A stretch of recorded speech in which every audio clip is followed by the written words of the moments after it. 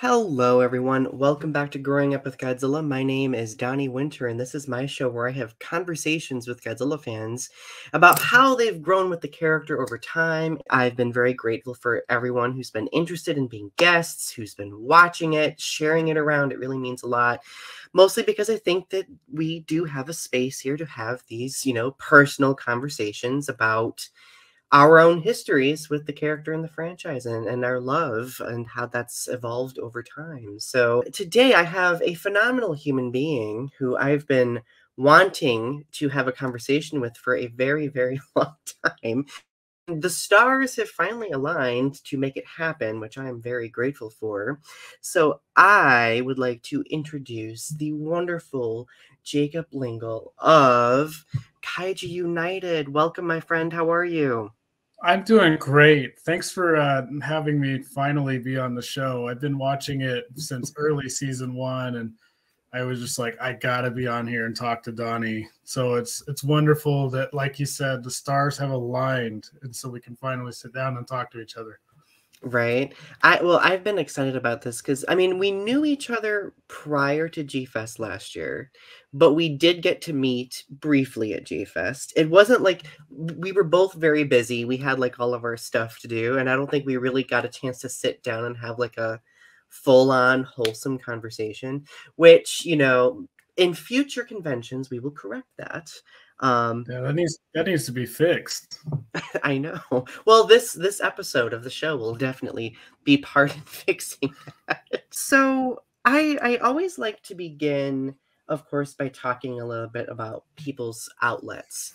And I've been very fascinated by Kaiju United. So you are the original visionary when it comes to Kaiju United. And I did a quick reference to check on the mission statement of the Kaiju United group that you created. But first, do you want to talk a little bit about like how that came into being, like what your intention was with that group? Yeah, so the Facebook group portion of the Kaiju United journey kind of started when a little background, we'll backtrack a little bit. So I've been a part of online kaiju discourse and social media groups since like 2011. So I joined at a very young age. I was 13 when I started adminning Facebook groups in the kaiju community.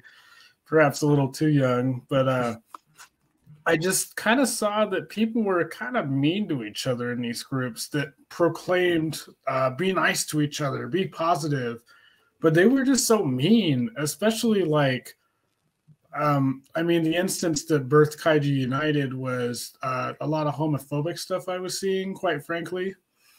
And a lot of people wouldn't do anything about it just because the reasoning was, well, they're not saying slurs, so it's okay. So I don't know if you want to get into how heavy that can be on this show, but that really upset me. So I was like, I'm making my own group. It's time. I'm going to run it.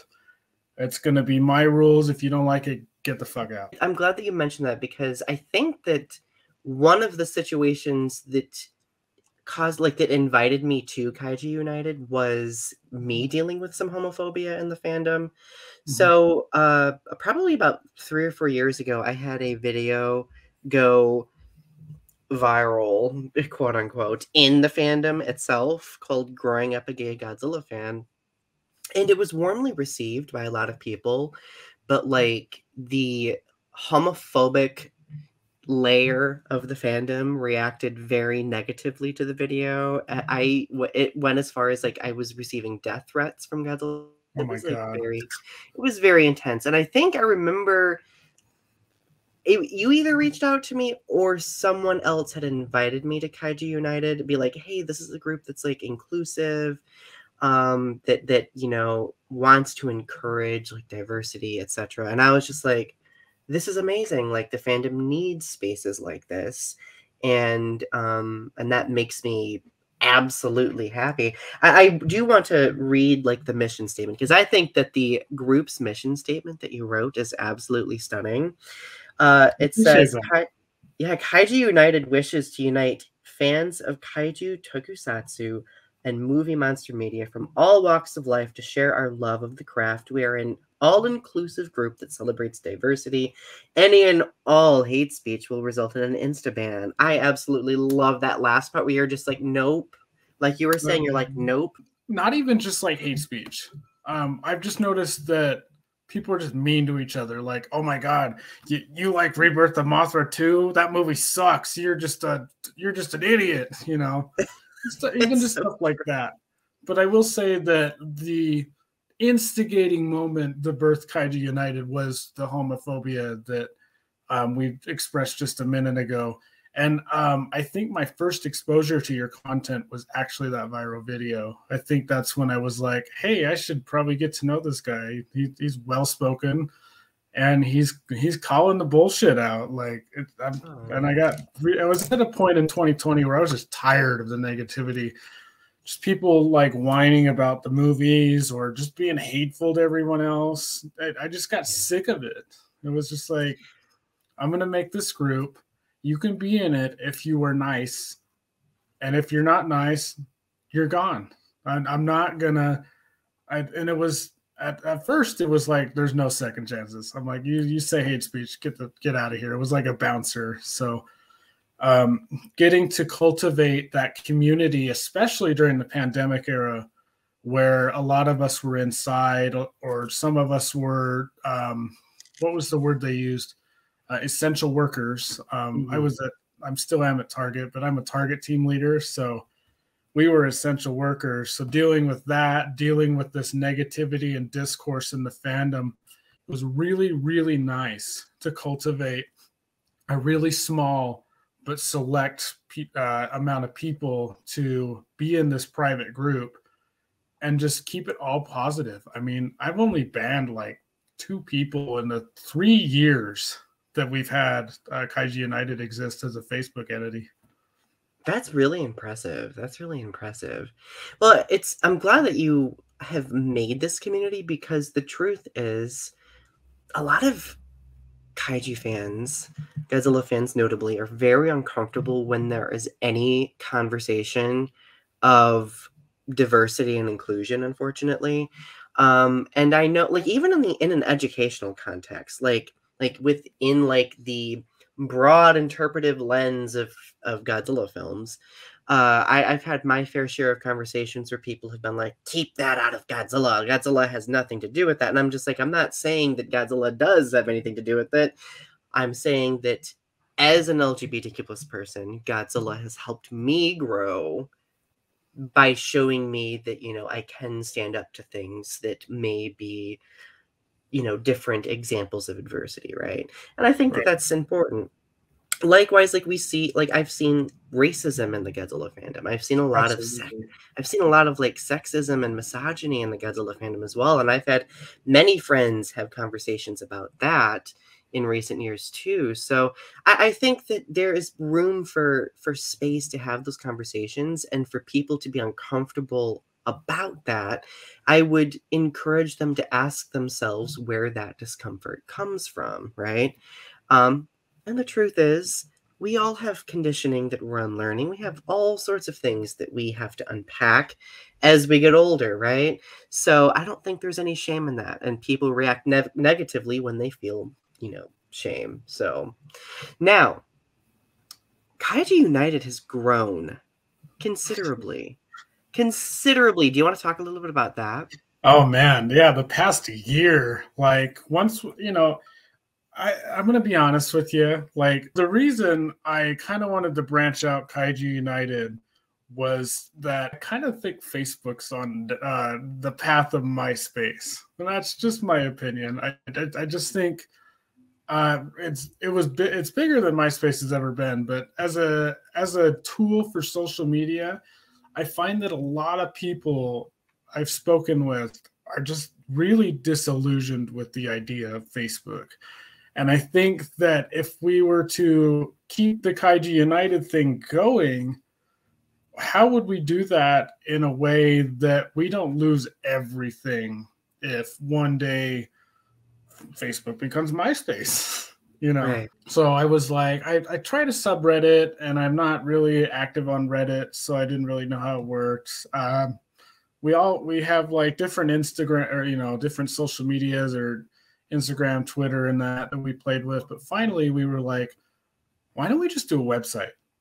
Why don't we just make it our own home, our own hub, and just kind of see how it goes? Because I mean, growing up, I visited those old websites like Toho Kingdom.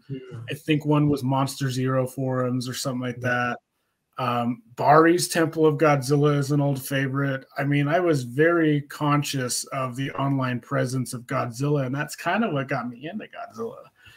So I wanted to take the ideals and the messages behind the group and make it the messages behind the content we put out. So I want people, no matter if you're a critically acclaimed best-selling writer like Donny Winter, or if you're just writing fan fiction, like, it doesn't matter. I want everyone to feel like they can contribute and they can provide something for the site. And it's especially in the artist department, we don't make you sign any weird agreements. It's just, we want a platform, like the website tagline says, the best of the kaiju and tokusatsu community on the internet. Whether that's the best people, the best art, the best writers, doesn't matter. Ooh, that might motivate me to start writing Godzilla fan fiction again, just so I can submit. That's really exciting, though, to watch like something that you're passionate about grow into something bigger, right? I had a similar experience. Like I own a site called Kaiju Galaxy, and it started as a message board a long time ago, and then it just like snowball effect and grew into like this bigger thing, and it was so fulfilling. So I find it fulfilling to witness a creative vision from you develop into something more. Like, I think that's very significant. I appreciate it. It's been crazy. Like, even just at the convention I just got home from, All Monsters Attack, they reached out to me and were like, hey, do you want to do the fan panels? A lot of people want fan panels at the show, and it looks like you know your stuff. So having just the logo Kaiju United all over that Days of the Dead All Monsters Attack schedule was extremely, like, I don't know what the right word there is. It's just like eye-opening. I was like, holy cow, like, there it is. We're out there. We're not just in a corner of the internet anymore. We're there. We're amongst the fans on their home turf, in the old hotel G-Fest used to be in, providing panel content for them. And then the icing on the cake for that, for me personally, I got to interview Tsutomu Kitagawa and Akira Ohashi this weekend. Oh my god. That's like that sounds like terrifying, but also exciting. I would be so terrified to interview guests of that magnitude, but I heard nothing but great things. So I'm so proud of you. Yeah, and it was great getting them to buy into the fun that you can have at these shows with your folks. Because I know that, and we'll go on a little side note here. Another thing I kind of saw with my peers is that there's a lot of cynicism in the fandom. Not just negativity, but cynicism. They look at these events like G-Fest and All Monsters Attack, and they're like, these people just want to get autographs and take selfies with celebrities. And that's okay. I mean, there's something for everybody at those shows. I mean, so what if people do? I mean, I think it's wonderful that like Masaki Daimon from Godzilla vs. Mechagodzilla comes all the way out here in a suit and tie, looking his best, and just is there to meet the fans. They feel really good coming out here. Like, I asked Ben Fuyura, the man that played Ultraman, he's always wearing like really nice suits. I don't know if you've seen the photos of him at conventions. Like he had a sparkly sport jacket on with a nice black tie. Like, he's I guess we'll Gen Z slang this here. He's the drip king. I actually just learned that one recently. my partner works with a lot of Gen Zers, so he's always like relaying to me like the latest lingo, so my ancient millennial self can stay up to date, you know. I am the earliest Gen Z, and I like to do this in all the discussions and interviews that I do. I go, I'll carbon date myself. I'll be 25 in 3 months. So it's just crazy to, I mean, be hosting interviews, doing all this work at 25. I don't know. You know, usually you start doing some really crazy stuff in your 30s from what I've just seen with people. But to just be doing all of that is, I mean, quite the honor, quite frankly. I mean, the fact that I was approached to do it, I didn't knock on doors and be like, can I do this for you? Yeah. Well, that's what happens when you put yourself out there too. Like Mhm. it's like as an introvert, like I didn't really put myself out there in my 20s. I didn't start doing that till like my 30s when I started realizing, you know, like, hey, I can do this stuff. Like I can talk to people, like, you know, I have bandwidth and all that I have to consider, but it works. So people saw that and they were like, you know, Jacob's got something there. Like there's something here that's wholesome to talk about. I would say a community leader, a fandom leader. So I think that's amazing. I appreciate it. Like I mean, just with the group, it's great having leadership and just kind of a say in the community. I don't want to get on here and be like, I have clout. That's not what it's about. Right, yeah. But if you know, if people look at me and go, he's cultivated this positive, you know, not following, but like positive community. That's the word Kaiju United uses all the time. This positive community of people that just enjoy what they enjoy in the fandom. They don't get scrutinized. They're not met with cynicism. You like fan fiction? Go write your fan fiction. If you know, it's not like a cynical thing where I'm like, I don't like it, but you do whatever you want. It's more of I support you and your endeavors, if that makes sense. That makes complete sense to me. So obviously, you've been on a journey as a fan, right? You've gotten to now, and now you have this influence. Where did that all begin? Like, how were you first introduced to Godzilla? My first introduction to Godzilla, again, I'll carbon date myself. I was born in 1998, the same year as the TriStar Godzilla. Oh, I think I'm I saw the decaying. right. So, And Rebirth of Mothra 3 came out the same year. I guess we can use that. it did. But I saw 98 on TV because I was always a monster kid. Like at 5 years old, I was watching Freddy versus Jason because I just thought it was cool that these monsters were beating each other up. I probably shouldn't be watching that at 5, but that was one of the movies that like led to the Godzilla stuff. Like I saw Freddy versus Jason. I think I saw just whatever was on TV, like just scary movies because my mom was a scary movie fanatic. But I saw the monsters in those movies and were like, that's cool. And I would go to the video store. For those of you that are watching this and don't know what a video store is, there were places like Hollywood Video and Blockbuster where you rent movies. I mean, everyone that's older than me knows that. I'm just making sure all our bases are covered. Absolutely.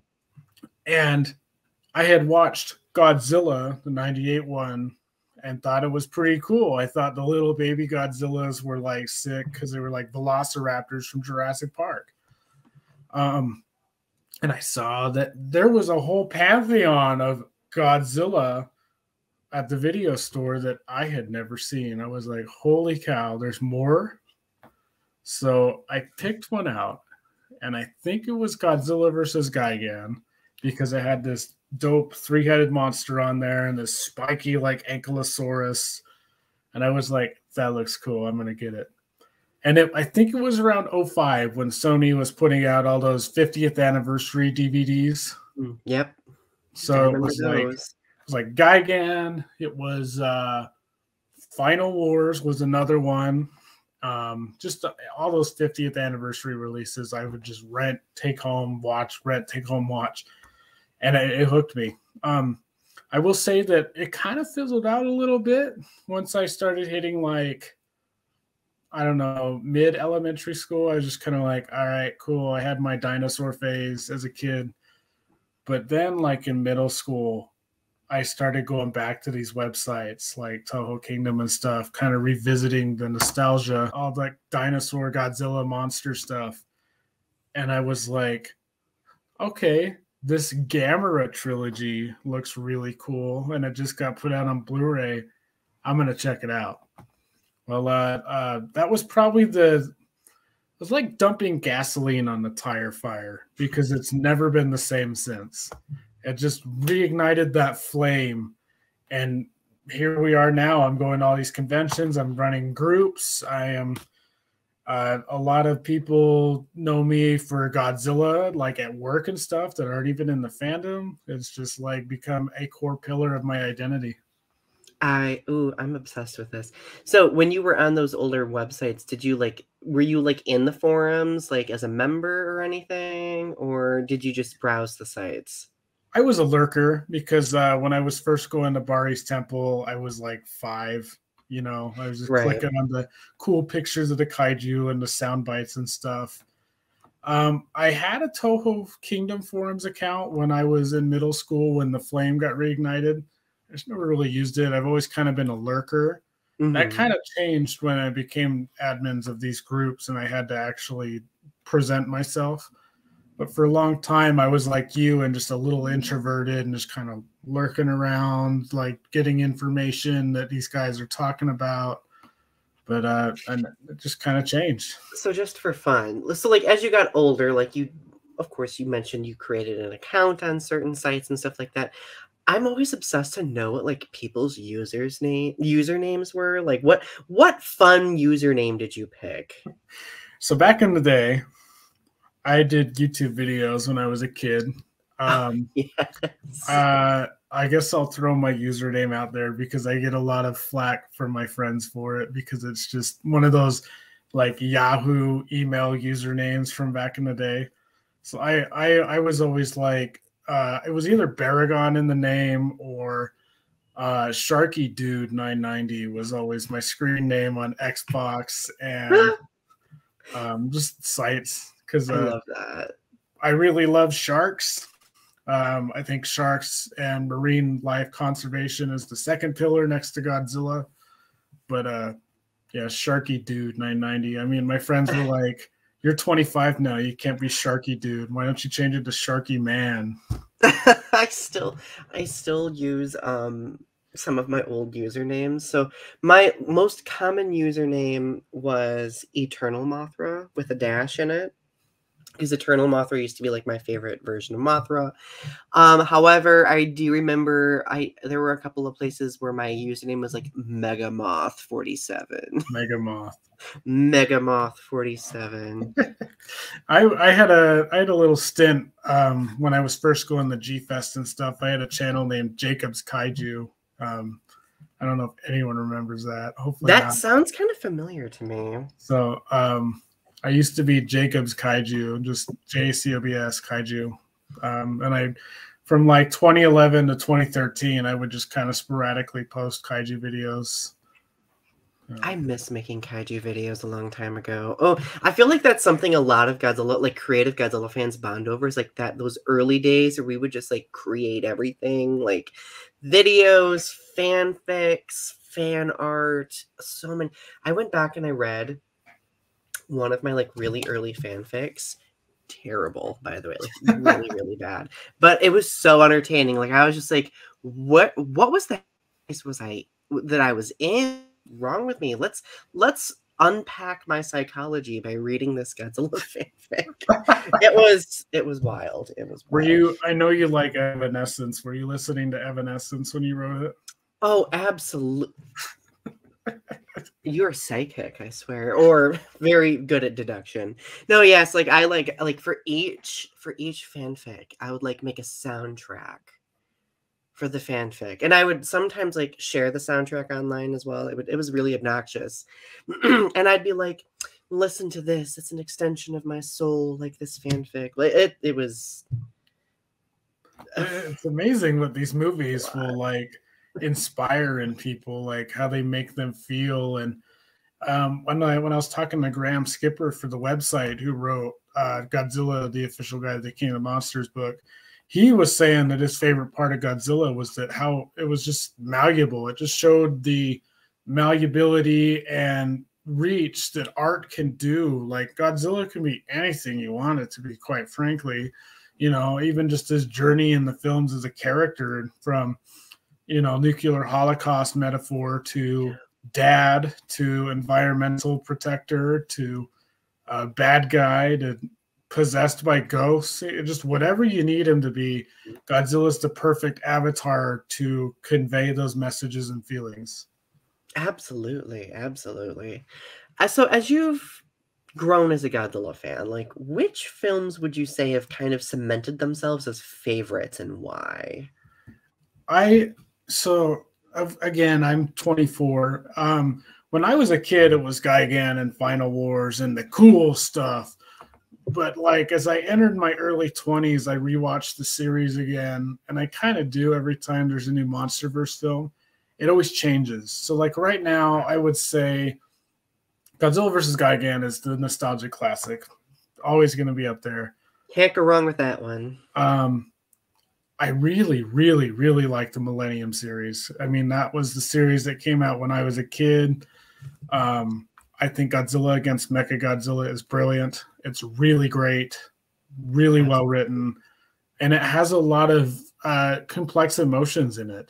And I really like that it has character depth like that. I am one of those people, like, I can talk forever about the Kiryu saga because Tokyo s.o.s. is my favorite film. Probably can't guess why that's my favorite film. But no, those two films, I think they did so much for Godzilla as like a character. I totally agree. They humanized Godzilla in a way that I don't think we've quite seen him humanized, especially Kiryu.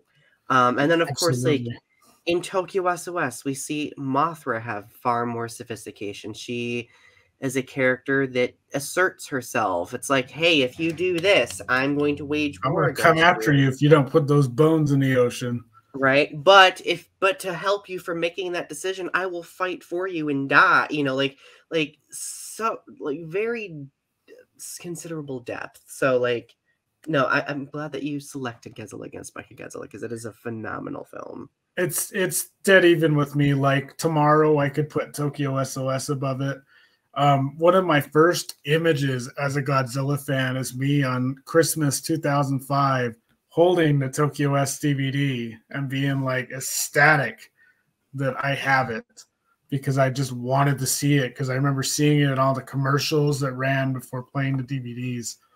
And I still have that DVD. And as I've gone to these conventions and fan events, I've had it just lit up with as many autographs of people that have worked on the film as possible. I mean, next to 98 Gigan, I would say s.o.s. Changed me as a Godzilla fan for sure. I absolutely love that. Well, okay, so let's make it more specific now. Like characters, like are there any particular kaiju or human characters that you've gravitated to over the years? I mean, let's address the elephant in the room real quick. I am like the #1 Baragon fan ever. What? I'm kidding. Maybe next to Ramsey, my friend, but we're both like diehard Baragon fanatics. I just like Baragon's design. I think it's a nice balance of monster and like cute. Absolutely. It could be either. It's kind of like he's kind of like the underdog in a way. Like I actually, when I was in college writing, we had to make motivational posters, and I made one on Baragon, and it was like Baragon always gets his ass kicked, but he always gets back up and keeps going. So you should too.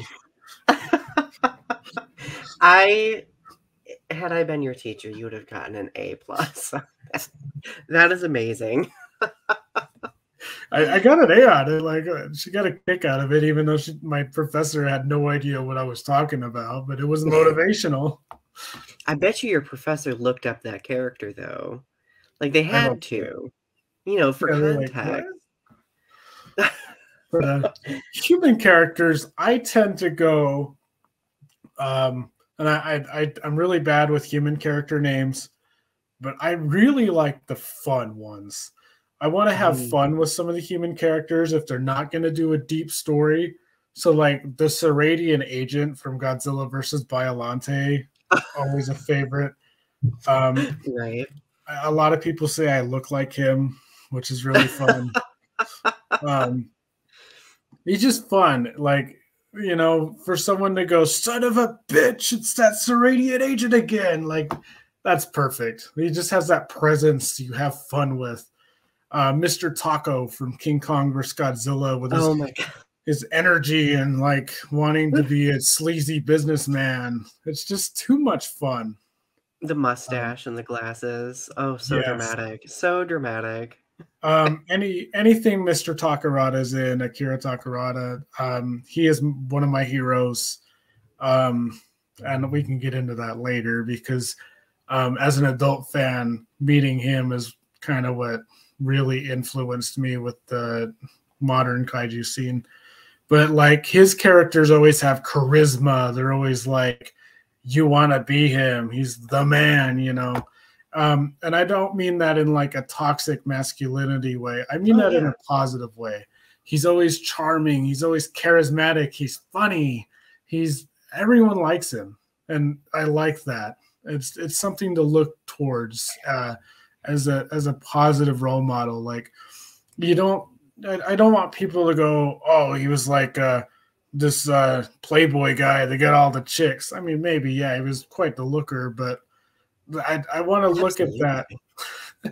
I want them to look at that and be like, what a charismatic personality. Like, you just love to watch him perform. And I'm sure he appreciated that too. I mean, everyone was so saddened when he passed away, myself included, that it was just definitely anything he plays. King Kong Escapes, the astronaut next to Nick Adams in Invasion of Astro Monster, and just their chemistry bouncing off one another. Ebra, Horror of the Deep is probably one of my favorite roles he's done because it's just he's so funny, like so gruff but funny at the same time. Like I'm okay. I'm glad we're talking about Akira Takarada because I don't feel like we've talked. I don't feel like we've talked about him enough throughout the show. We've mentioned him periodically in past episodes, but oh, it's my cat. Oh yeah, my cats are lingering around in here. We've mentioned Akira Takarada in the show over the past couple of seasons so far, but I don't think we've really just had like a moment to like just take a deep dive on just how huge of a hero he has been and continues to be for many of us. I have always loved his roles in every Godzilla film, and I got to meet him. I think it was the 2019 G-Fest, and he was just so down to earth, so welcoming. He will look you like right in the eyes and just like have a conversation with you and just make you feel like you belong in that space with him, right? Which was such a huge thing as a person who like I mean, I've met some celebrities, but not like a lot of celebrities. Like having that like earthiness, if that makes sense. Like that was so cool. Like that was such a really awesome experience. Yeah, and for like a movie star, like he like it or not, he's a movie star in Japan. For him to come out here, to fly out to America in his late 70s and early 80s to meet everybody. B, I always liked, like I mentioned with Mr. Fuyura earlier, he always dressed up to meet the fans because he wanted to look his best while meeting the people that supported his work and admired him. He just wanted to be and look his best. And that's something I really took away from him. I also met him at 2019, and I decided to wear a suit and tie when I met him, just because he always wore those at fan greetings. And he, I had met him previously at G-Fest 2012 when I was like 13, almost 14. And the first time I met him, I got a Shikishi board that said friendship on it.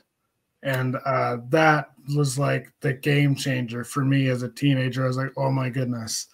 Like, wow. And I wrote about this in the Kaiju United Takarada retrospective. You should totally read it. I would love to. He basically wrote friendship on the Shikishi board, and that spoke to me because that was the convention where I first came out to G-Fest, where I first started meeting my friends that I have cultivated from these Facebook groups online.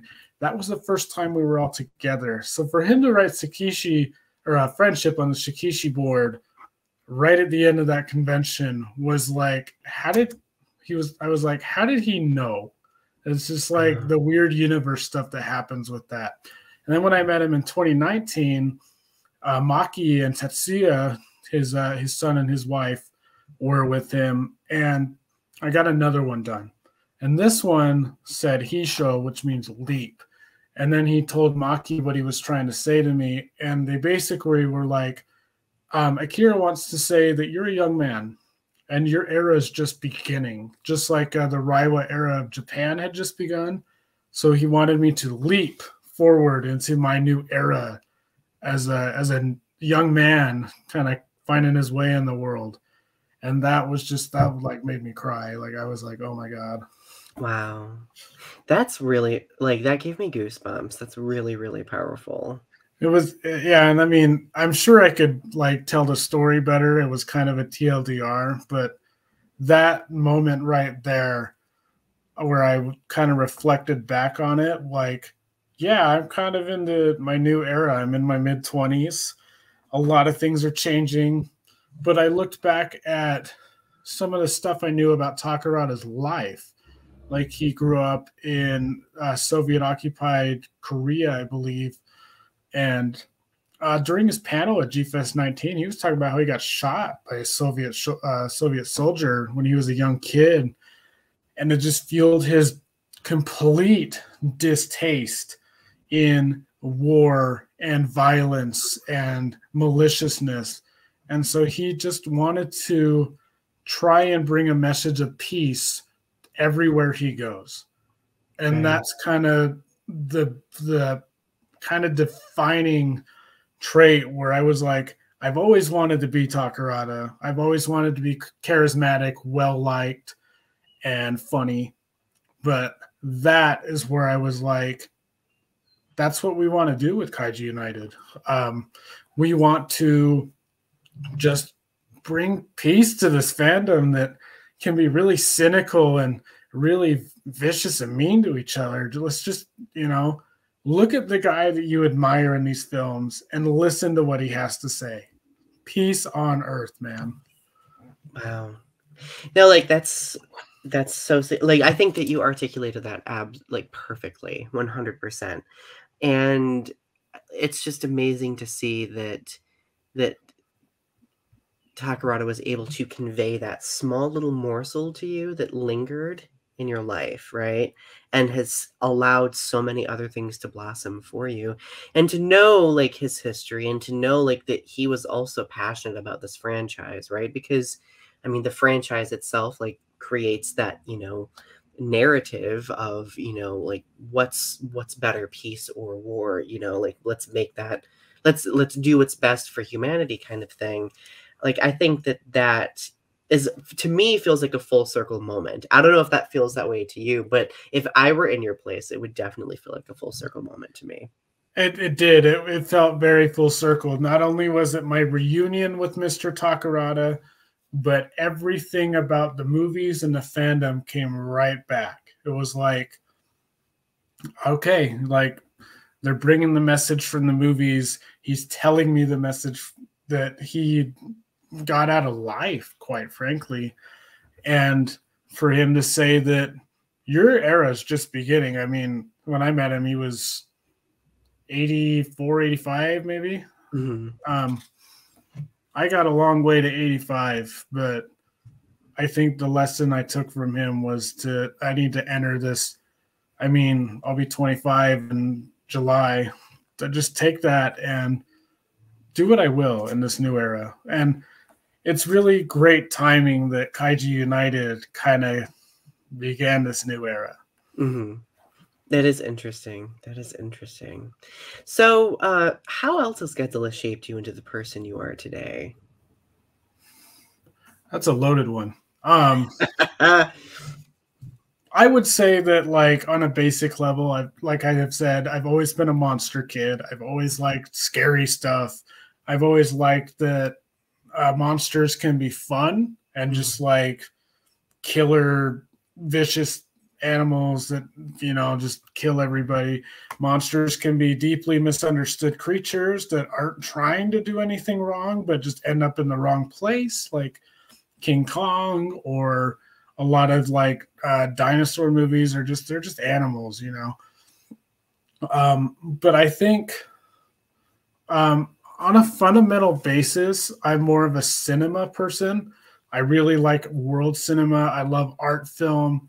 And I wouldn't have gotten to that point without Godzilla. Godzilla was my introduction to Japanese cinema.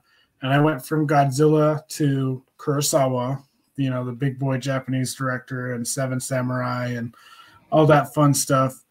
But from there, I started going to like, I love Ingmar Bergman, the Swedish director. I love Francois Truffaut, the French New Wave director. So from that crucial trunk of the tree, watching Japanese monster movies, the branches kind of came out, and just all of these different amazing films and works of art that I have seen are responsible. I mean, Godzilla is responsible for all that, quite frankly. Oh, no, I absolutely love that. Now, I always have to ask everyone about collecting, because I think for many Godzilla fans, we periodically collect things, right? Well, like, how far does your love of collecting go? And are there any like specific figures that you seem to gravitate toward, or other memorabilia? I think my love of collecting, it can go a little too far sometimes. I'm not super crazy. Like, it's all inside my cabinets. It's all organized. I definitely like to pick up figures when I'm at these fan conventions. Recently, I've been really passionate about getting like movie posters and getting those signed. So like at this recent convention, I got Final War signed by like 3 different people, and it just looks nice on the wall. I have a binder now full of 8x10s of the people that I have met. And with autographs, I like to be there and have them sign it for me. I don't really buy pre-signed stuff. I just like to be there. I mean, obviously, like, I never got to meet Haruo Nakajima, so I had to buy his autograph. But everybody else, it's just I have gotten them signed at events. A few of them are personalized. So it's just kind of a nice physical representation of everything I've done at these events. But like figures, I like figures. They look nice. They're cool. I used to be a heavy Bandai guy, so I have a nice couple of shelves full of Bandai, and I have at least one for every monster and their design in each movie. So I have a pretty gnarly Bandai collection. In fact, at this recent convention, I picked up Grand King Ghidorah right here from Rebirth Oh of my Monsters. God, he looks amazing. I am so jealous right now. He's big, he's hefty, but what a spectacular, I mean, like, just as an art, like sculpting a Bandai and whatnot. I mean, Bandais are on the cheaper end of the spectrum. A lot of more serious collectors are like, well, why don't you get an X Plus? They're more detailed and stuff. Well, I like the Bandais because they're a little more simple. They look more like a toy, and I like that. I also like. Go ahead. Oh, go ahead. I was going to say I also like this the Safubi. I think my Japanese isn't great. The weird, wacky, colorful figures like a glow in the dark Godzilla that's like pink and white and stuff, like the Giga Brain stuff they sell at Wonderfest. That's a lot of fun. It's not accurate to the suit at all, but it's just fun and colorful. I absolutely love it. I remember some of my favorite figures were those mid-90s Trendmasters figures that were like sensor activated, so like they would make a little noise. Like I had like a Mothra whose eyes would light up and be like, you know, like, and I'd be like, I was obsessed with that figure. So like any figures that were like different styles, colors that made noise, oh, I immediately went toward those. I was a little late to the Trendmasters party because they got discontinued around the year I was born. So interestingly, like you grew up with Trendmasters, I kind of discovered them as an adult, which is like a really fun comparison. I'm not trying to make you. That. No, like no, go for it. I love comparing like different, like inter and cross generational experiences. I'm not trying to make you feel old, but it's just like a really, like for us two specifically, there's that generational difference. I mean, even just like you're a millennial, I'm very early Gen Z, so there's that. I might be old, but I still feel youthful in every way. That's good. We all get, I mean, and I've watched a lot of these episodes with all your different guests, and a lot of them say it's great to be young at heart.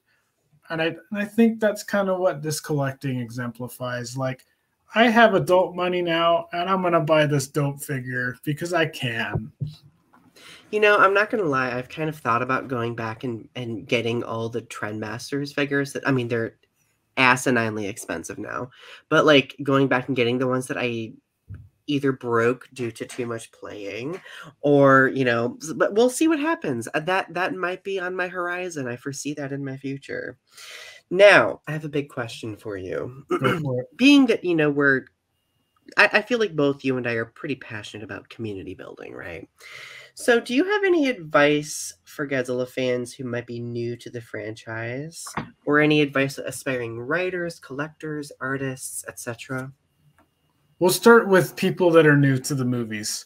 Your entryway is going to be something that you will always remember. Your first Godzilla movie will be, you will come back to it. Like, I will always come back to Godzilla versus Gigan because it reminds me of Ground Zero for me. No matter if it's the Monsterverse, no matter if it's 54, one of my first Godzilla films is 98. It doesn't matter.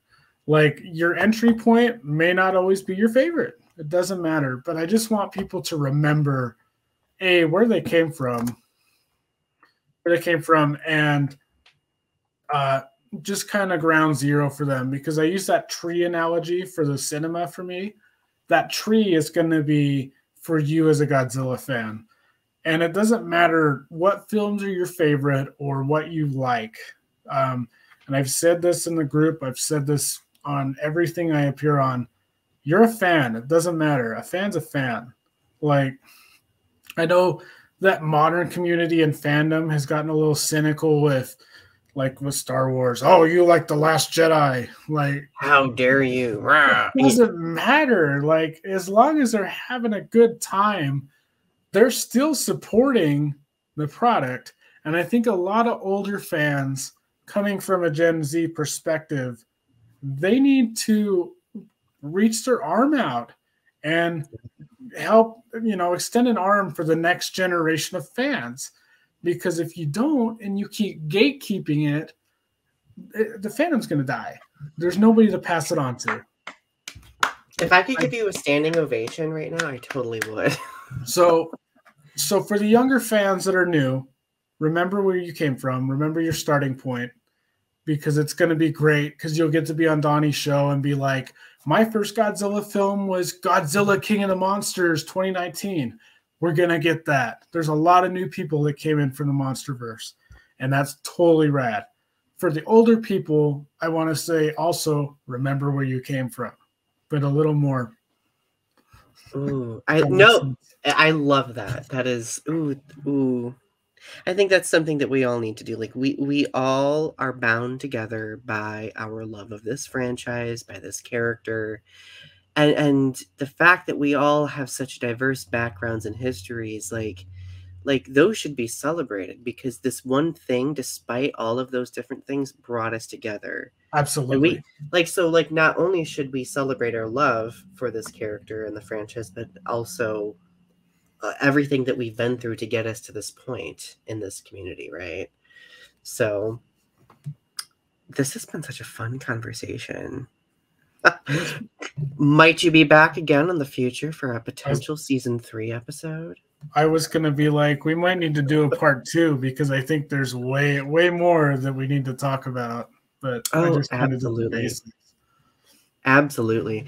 No, like so, Jacob. Before we end this, do you want to do any plugs for things that people can go to find your stuff? I do have some links or some handles down below that you can look at, but are there any other ones that you want to mention? You can find me on most socials. On Instagram, my name is Lyngle, which is like a nice nod to the old Yahoo usernames we talked about. You can find Kaiju United on almost every social media on the planet that's used by a lot of people, like Twitter, Instagram. We're on Facebook as Kaiju United, the official Facebook group. You can go to our website, kaijuunited.com. I want to plug the Kaiju United visual editor, Rachel Kingery. She has done the logos, all the visual stuff for the site. So the reason everyone likes the site looking pretty and stuff is Rachel. Rachel, we adore you.